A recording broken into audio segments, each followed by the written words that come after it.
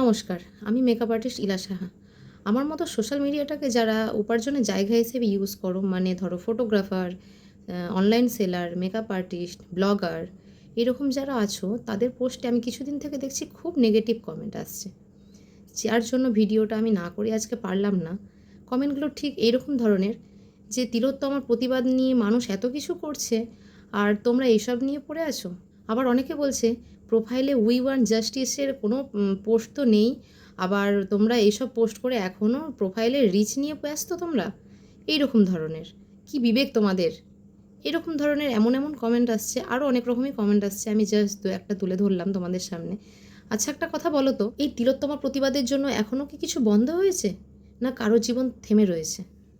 তোমরা অফিস আদালত যাচ্ছ না, না কোনো দোকান খোলা হচ্ছে না, না সংসারের কাজ করছো না, না খাওয়া দাওয়া বন্ধ হয়েছে, কোনটা? সব কিছুই তো হচ্ছে। তাহলে সব কিছুই যখন হচ্ছে, তো ইনস্টা, ফেসবুক, ইউটিউবটাকে যারা উপার্জনের জায়গায় রেখেছে তারা তাদের কাজটাকে কেন বন্ধ রাখবে বলো তো? আর তোমরা কাজের একটা পোস্ট বা 30 সেকেন্ডের রিলস বা 5-10 মিনিটের ভিডিও দেখে তোমরা কী করে বিচার করে নিলে যে সে প্রতিবাদী নয়? আর তোমরা যারা এই প্রতিবাদের পোস্ট করছো, সেই পোস্টগুলোকে যে তোমাদের প্রোফাইলে রিচ বাড়াতে কাজে লাগাচ্ছ না, সেটাই বা কী করে বলি?